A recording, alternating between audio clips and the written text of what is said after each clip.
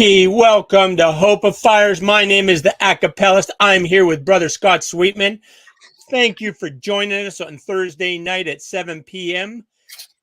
We are hoping that we can add some hope into your life. Is what we hope will happen tonight. I throw in hope in there 3 times in the first sentence. Hallelujah. Four. All right. I know it's better than just throwing hope into our conversations. You actually have like an agenda. You have like a kind of a plan as to how we can go forward here, right, Scott? I do, and Nice. that's my one pleasure. You provide the intelligence, wit, appeal, and comedy, and I'm the guy who just researches whatever we're going to talk about. So I'm the flash, and you're the actual substance, is what we're saying to this show. But that's okay. I don't know about that. I'm fine with that, brother. I'm this sort of dorky sidekick who sits on the couch beside the host. Passes the cue cards when he drops them. But yeah, that's our relationship. That's what we're going for.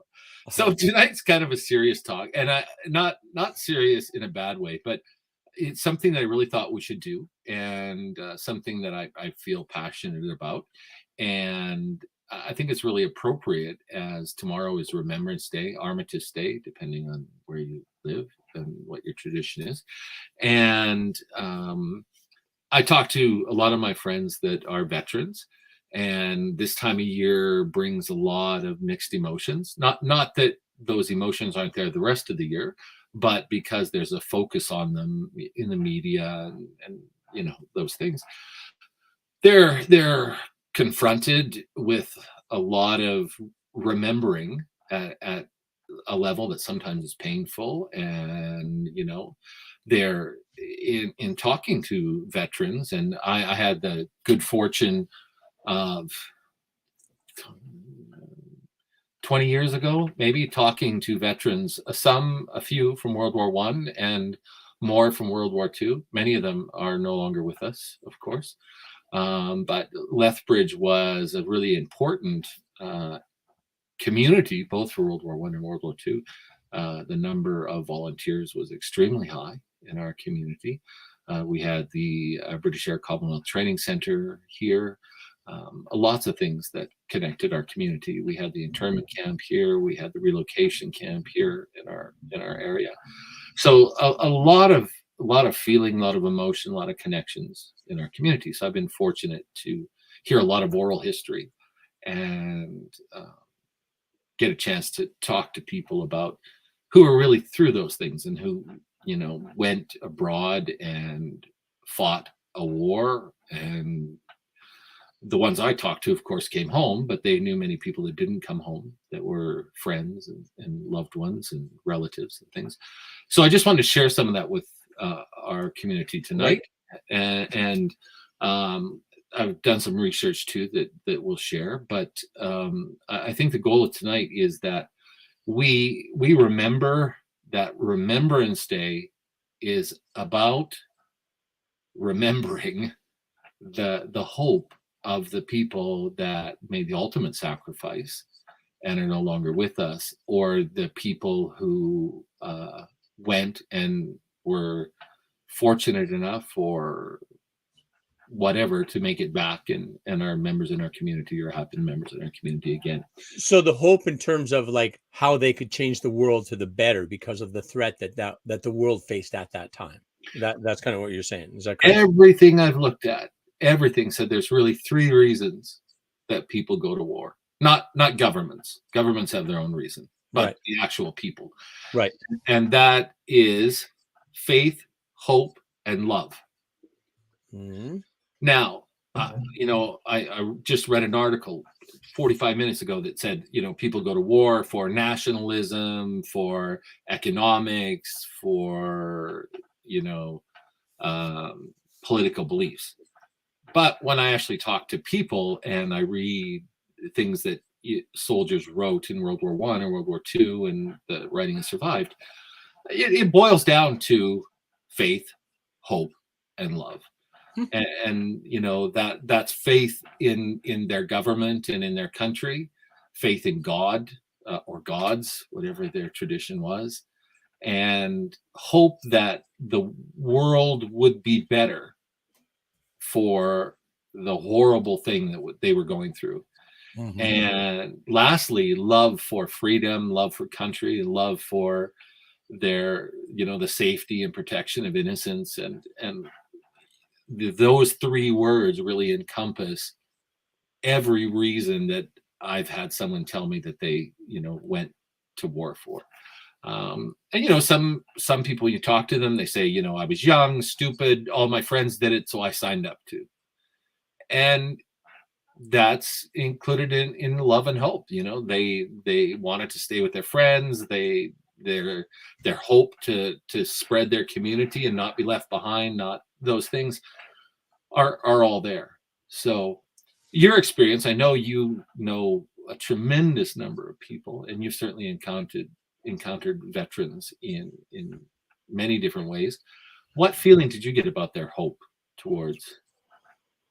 Yeah, I don't know. I don't think I've actually kind of had a lot of conversations about their kind of wartime type, how they experienced that. I do know that, certainly I am very appreciative of those that have, men and women put their life on the line for us to have our freedoms. I am also very grateful that I didn't have to be one of them, Mhm. right? I didn't ever have to serve in a war, because I would think that that's got to be very difficult for you. I mean, whether you have the sanction of your government or not to wound or kill somebody, it's still an act that has to be very damaging for the person using that violence, I'm thinking. There's an interesting, you should say that, and I can certainly publish the link. But I was reading just before we started about a study that was done in the US during World War II. And it was very interesting because it was done by an officer, general or colonel, I think. And he did a big survey of how many soldiers actually fired their weapon during an action. And it was his results, his published results, that only 15 to 20 out of every 100 soldiers actually fired their rifle with intent to kill Mm, during those exchanges. And he said one of the most difficult things that leadership and commanders face during wartime is to motivate people to take another human's life, because we mm, are programmed, most of us, the great majority of us, not to take human life. In yeah, fact, we're guaranteed to be programmed to try and preserve life. right. And, it's social programming and other things that either stop us from helping people or push us to the point. And so this study was very interesting in that his point of view was that leadership in all armed forces, regardless of who they were, one of the things they had to deal with is that the people they were leading didn't want to do the thing that they necessarily had to do. Yeah. And I took a very interesting course from Dr. Mary Beard at Cambridge. And if you watch British television, you've probably seen in the last 15 years, she spent a lot of time on television, but she's written 5 or 6 books on psychology, love, warfare. And one of the things that she said that happens during wartime is that abnormal psychology is praised. So people that during peacetime that are, for example, psychopaths, become heroes during wartime and conflict. And I'm not suggesting that the heroes in our wars were psychopaths, but her premise was that the value system is turned upside down during times of conflict. In that, times when we're not at war, we value peace and compromise and all of those things. But when we're in a conflict, we value the exact opposite set. And that's why often during a conflict, you'll see the emergence of people that don't have or have psychological issues, like where they can disconnect themselves from what they're doing, where most people can't, right? So, yeah, I think that's taking us down a strange sort of path. But it is true. I think that most very, very few people go to war hoping to kill. Right. Most people go and hope that they can serve their country without ever having to take another life. Right. It doesn't mean that they're not willing or able to. It means that that's not in the list of things they're hoping for. And I think that's very refreshing. Mm-hmm. Yes. Even in those circumstances, that human nature is not that we want to harm each other or take each other's lives. That if there was another way, we would rather do that. And I know that the veterans that I talked to, all of them saw war as the absolute last resort, that it was something that only should be considered when everything else had failed, and only when it was necessary to make the world a better place. And that's why I think that, we titled tonight's show Remembering Their Hope.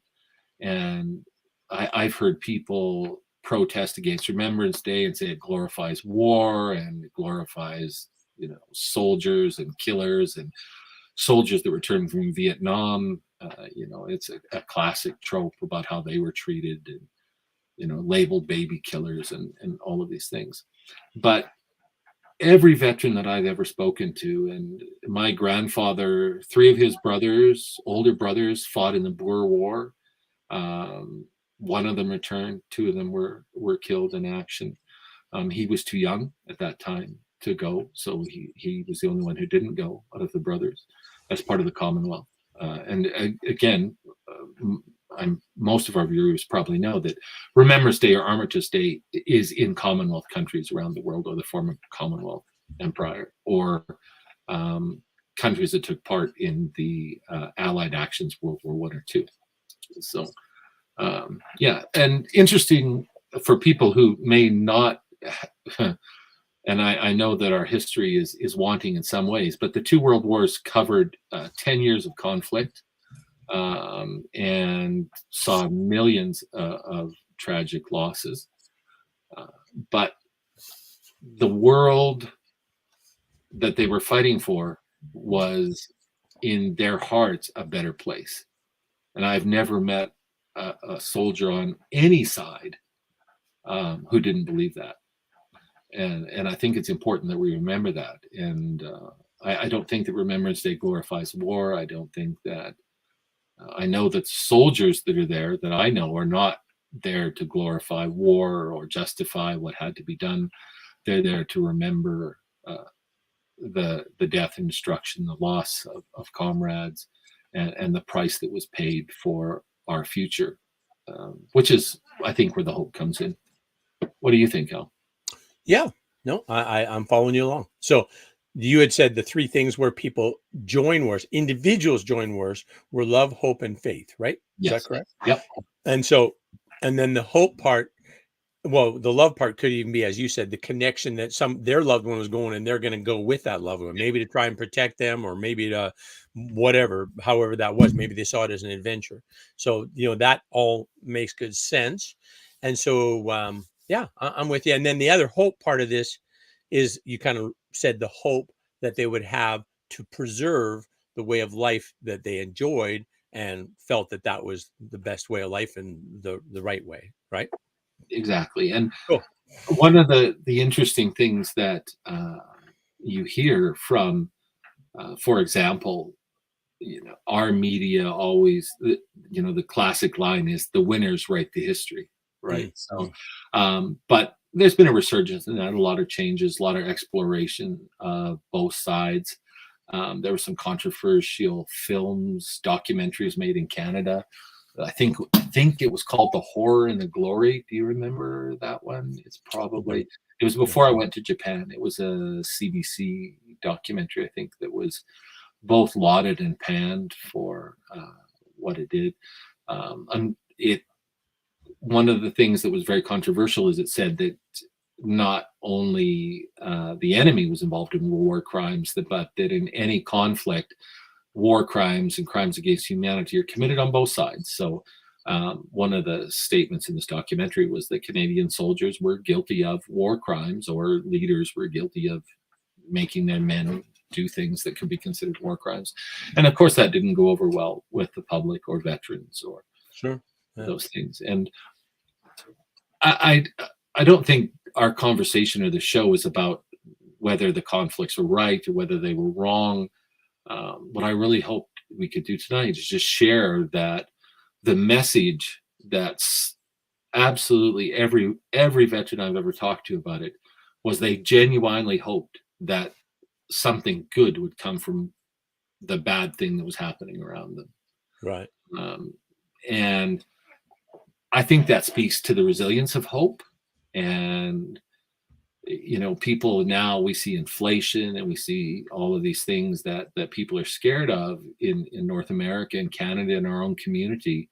But it wasn't that long ago that young men and women were being shipped off, and still are in some conflicts, being sent.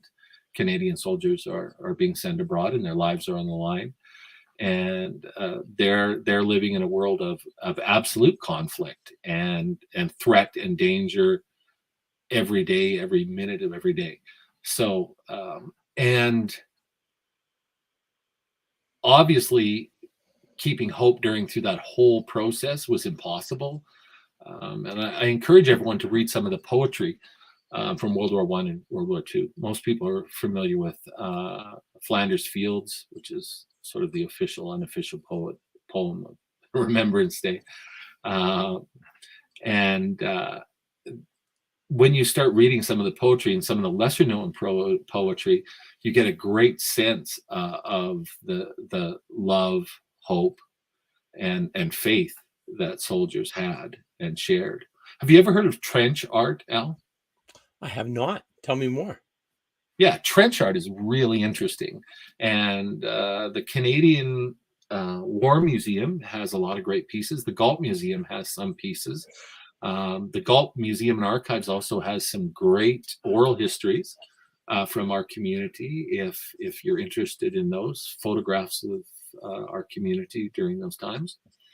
But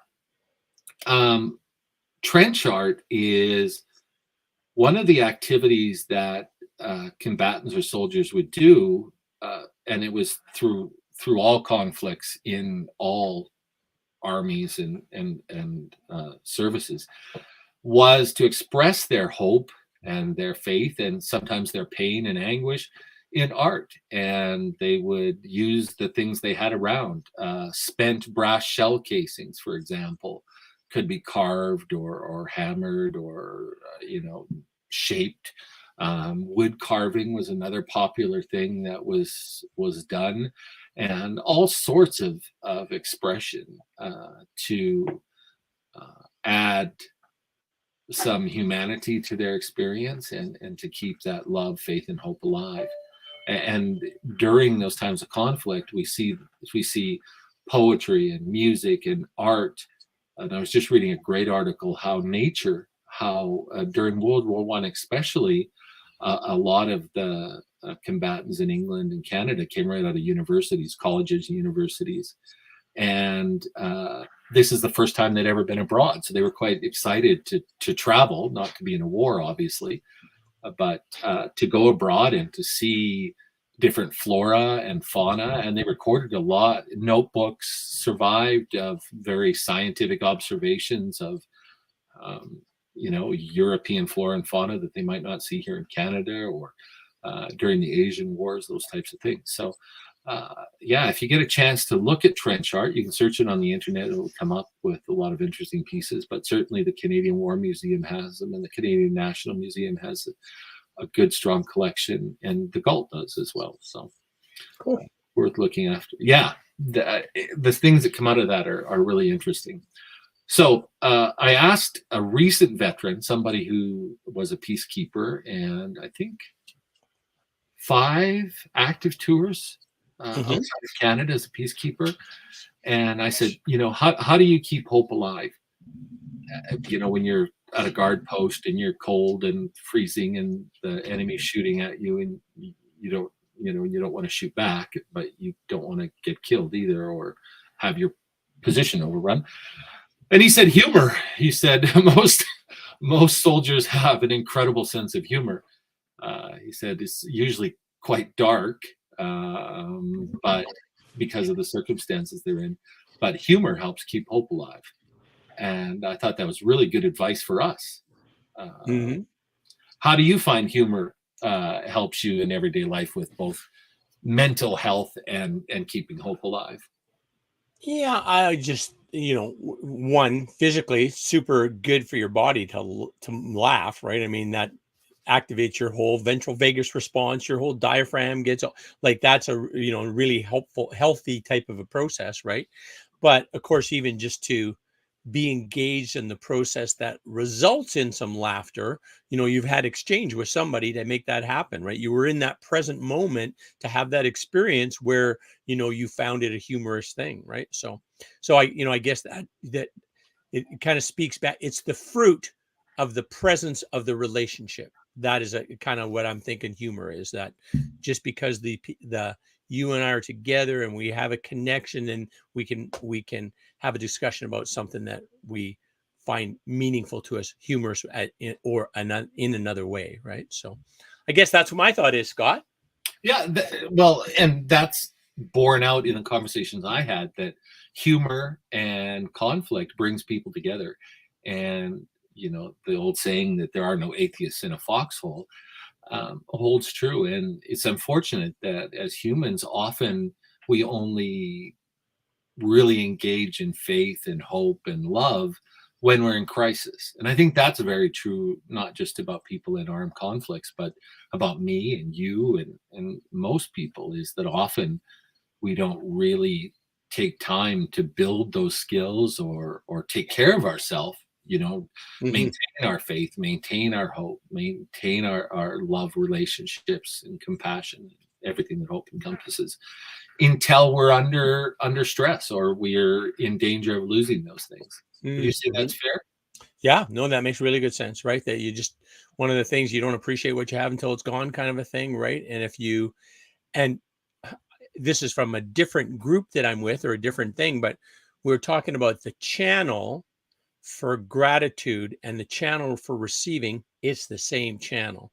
Hmm. So if you're good on the gratitude type part, then you're good on the receiving part, right? You're open, that you've opened that channel with the gratitude part, that you're also open for receiving, right? And I'm not saying just in a material sense, though it does apply in a material sense, but for anything, right?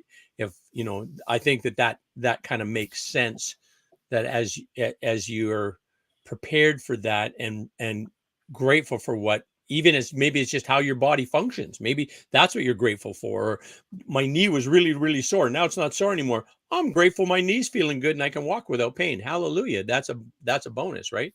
And the more you kind of open up that gratitude channel, the more that the receiving comes back. In my sense, I think the more gratitude I have for what works in my body, the better my body's working, is kind of the feedback loop that I think is happening with me.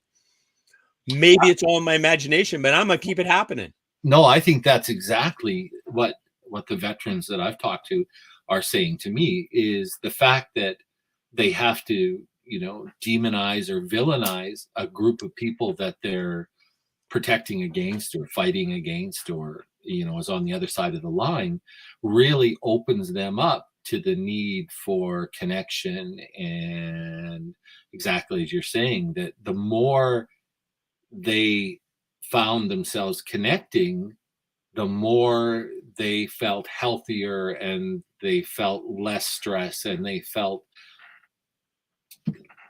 I won't say surviving, because it's really interesting that the soldiers I talked to said they don't really talk about that. They Right, don't really say, like, I hope we're all alive tomorrow.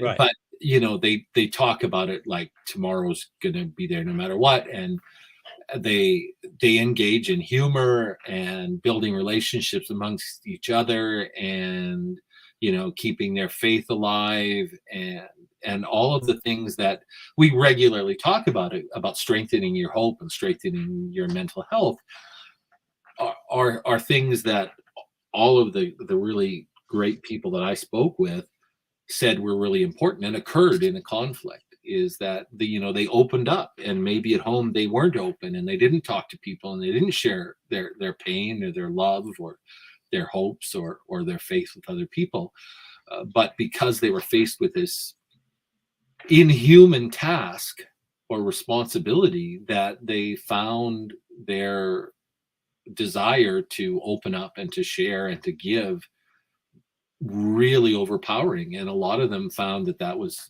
you know, the place of the most profound relationships and experiences they had, which is sort of contrary, right? Like when I think, oh, I need to focus and be at peace, I might put on some gentle music and turn the lights down and, you know, hum, everything's peaceful. And right. What do you do to get in that sort of state?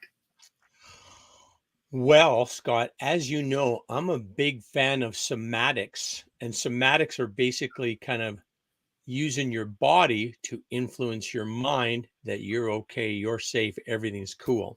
Yeah. And I just find it to be a very effective way. If your mind is going and chattering and you're having all these things, and I should have did this and I should have what, and why didn't I think of that?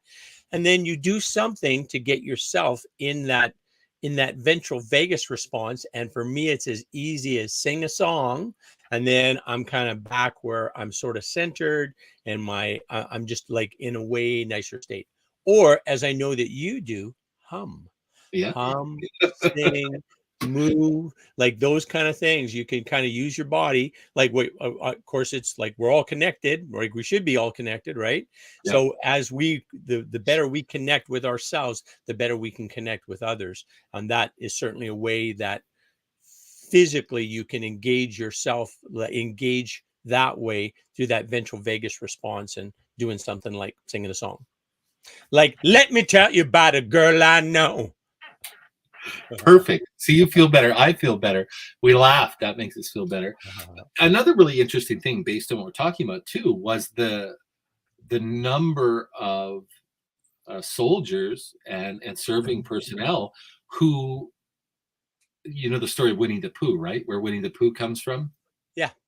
A serviceman in Bear Winnipeg, I believe. Yeah, Bear. Yeah, exactly. And you know, I've read about companies that had live bears. There was a Russian or Czech Eastern European um, division company. I'm not sure how big it was, and they had a real bear as their mascot. But the bear lived like one of the soldiers. Like he would eat with them, and he would go on patrol with them, and they loved and cared for him like a brother, not like a pet. And it was a really interesting story.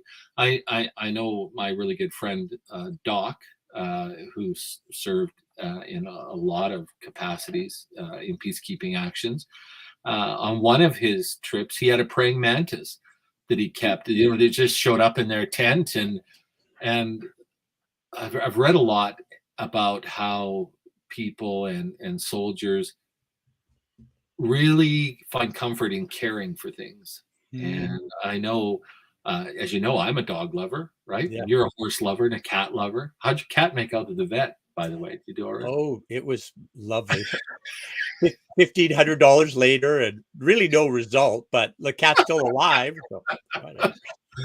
Yeah. Well, the cat lovers of the world, thank you. I'm a dog lover, so I'm like, man, if it was a dog, I get you. Yeah. No, I take that back. Don't flame me, people. I had cats.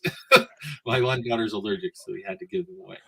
But yeah, that research is showing that in seniors' homes, Alzheimer's patients, people that are dealing with mental health, having a pet or something to care for is really a way to open up that feedback loop that you were talking about in terms of gratitude and reciprocation and giving your love to an animal that gives it back to you.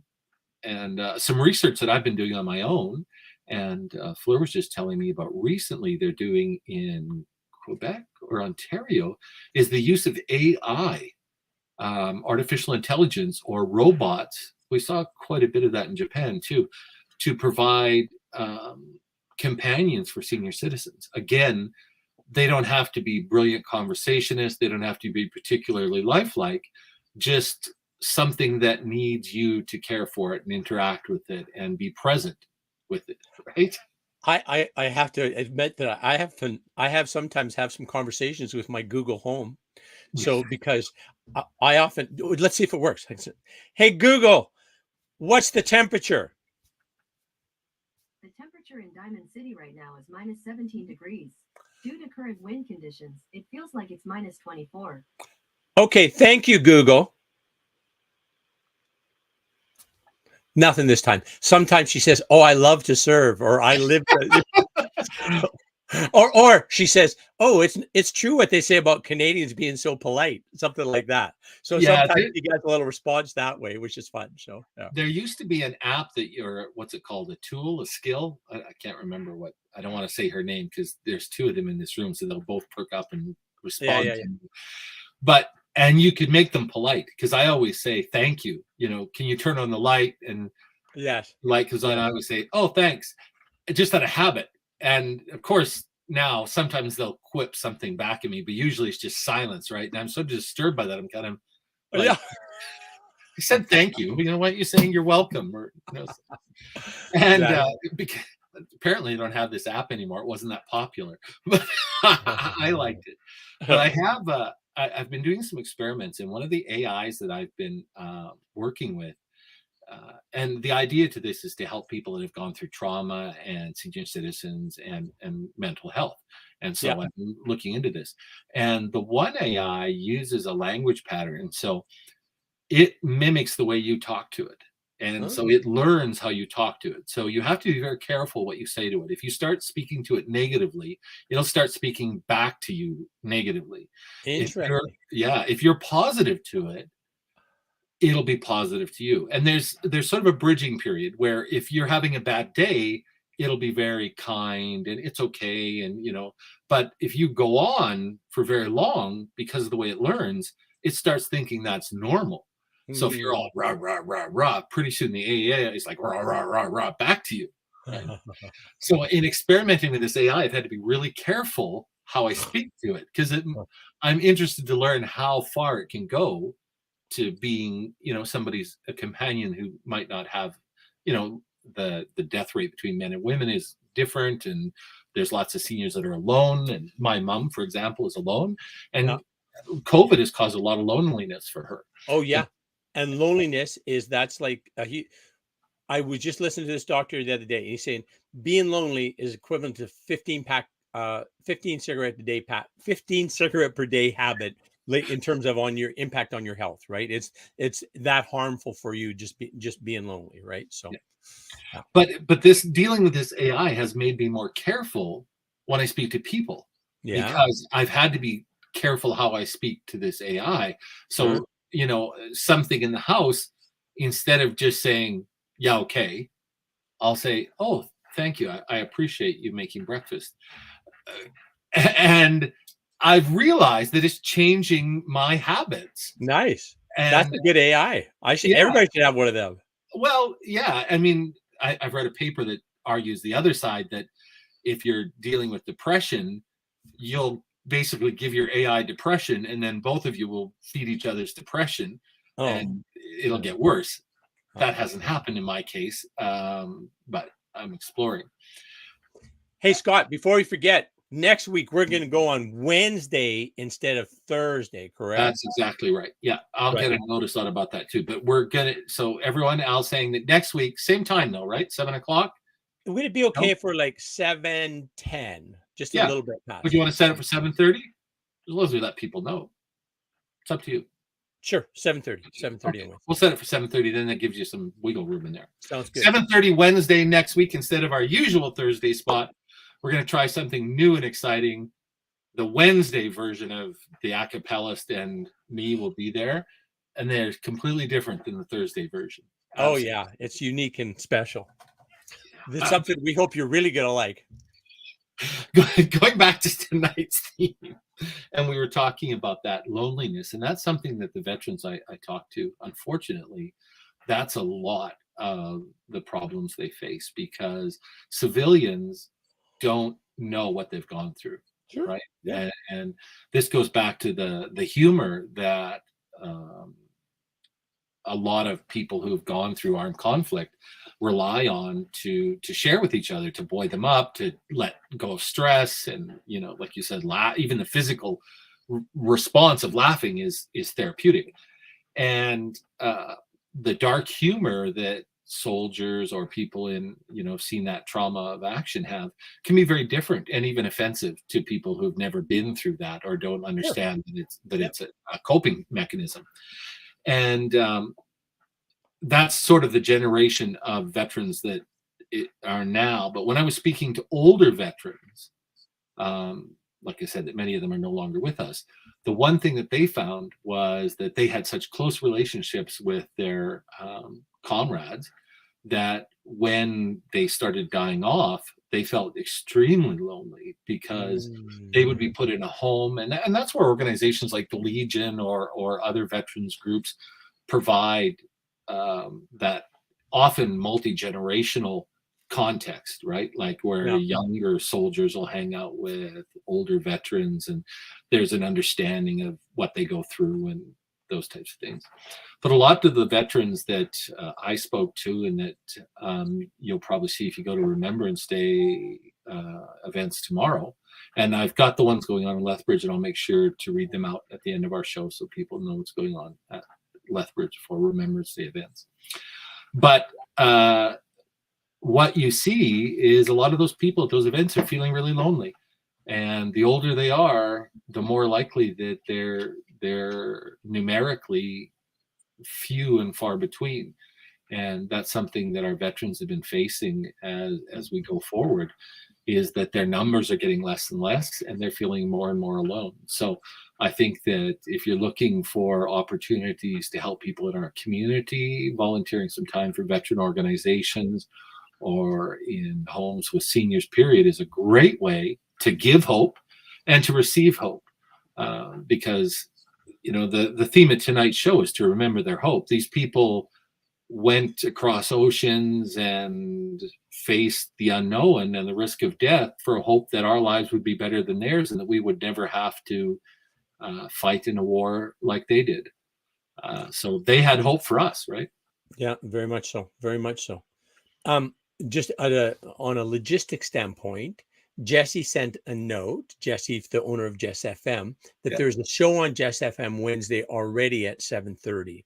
Okay. So he said we could go earlier, which I can't. But other than that, maybe Wednesday ain't going to work unless we're not going to air it on Jess FM.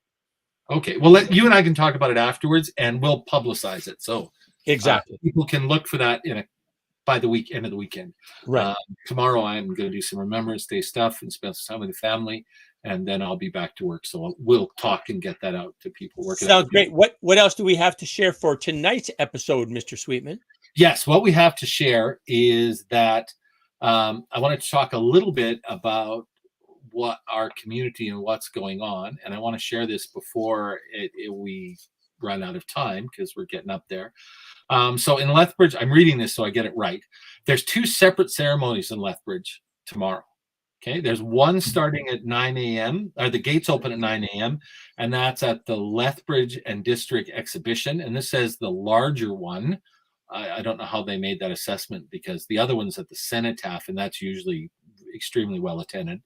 But the larger one will be at the Lethbridge and District Exhibition and will include a parade and service hosted by the Royal Canadian Legion. Doors will open at 9 a.m. and the service will begin at 10:30 at the South Pavilion. So things kick off at 10:30 at the South Pavilion tomorrow morning.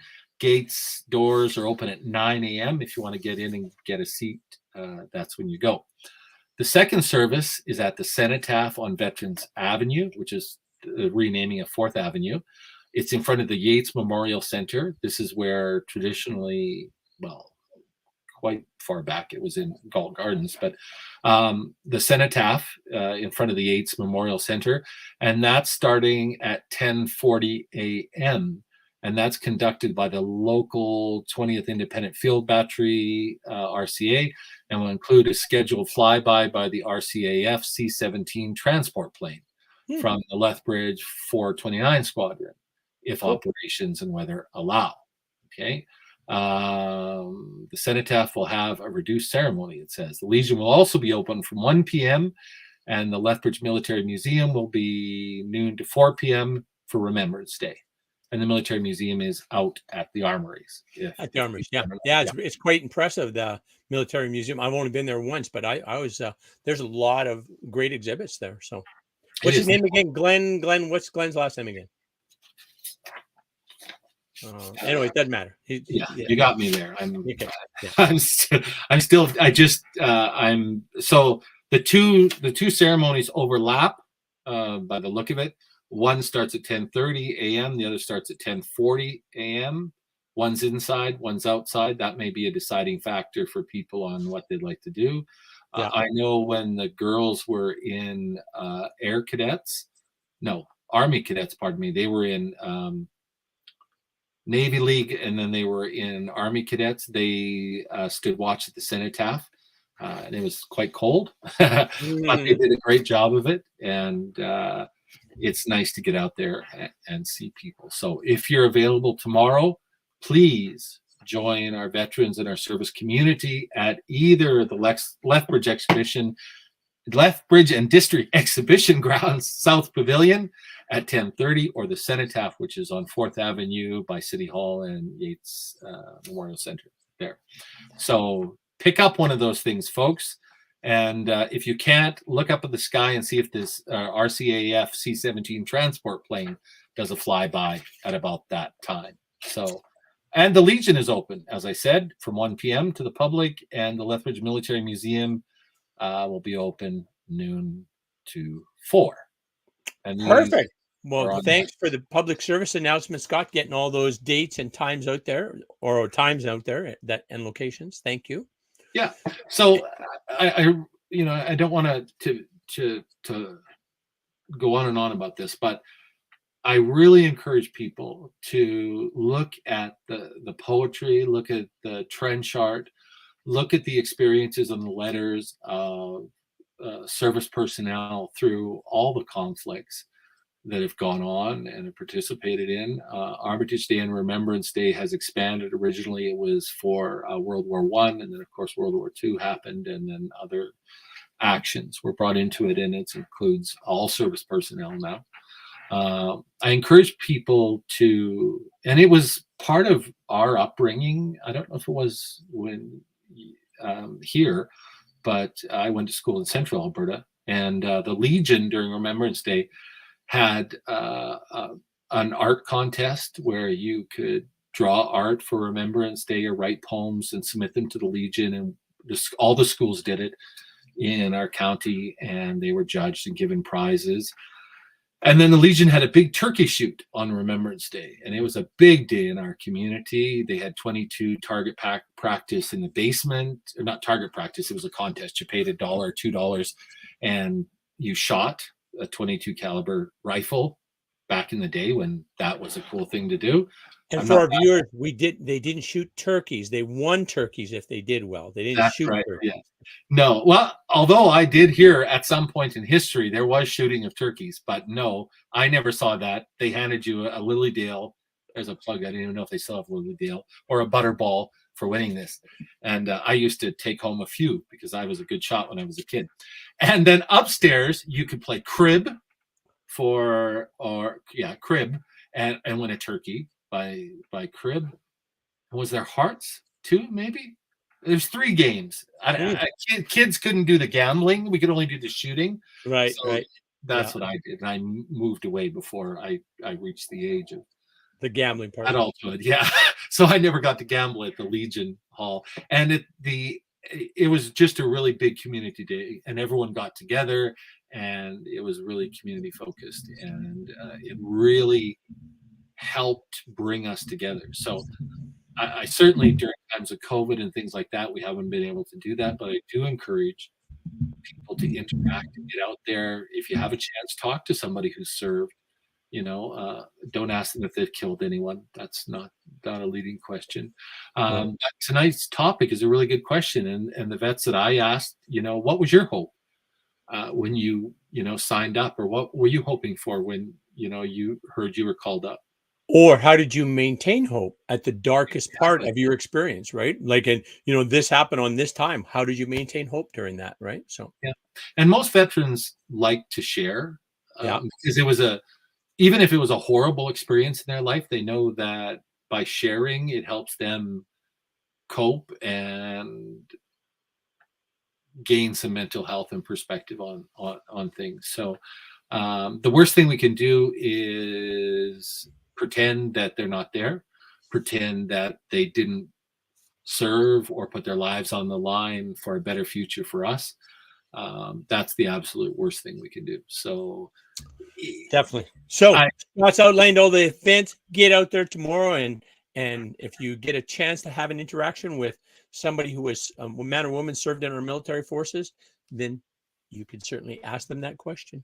How did you maintain your hope when you were serving this country and keeping us safe? Thank you. That's a really good summary, Al, and they can be a great source of hope. Like you said, there's not only can they explain how they helped it, but just knowing that there was people that wanted you to have a better future, and they were out there for all of us. And, you know, I know that self-esteem, especially young people that don't value themselves, there's people that they don't even know put their lives on the line before they were born so that their future would be good. And those people loved and cared for them, not even knowing who they were, that they would exist, just hoping that the people that came after them would live better lives. And I think that's a really empowering thought to end with. Well said, Brother Sweetman. Wrap us out of here, brother. You bet. So for myself, the acapellist, Alan Friesen, we wish you all hope. Remember the hope they held for all of us to have a better future and help that come true.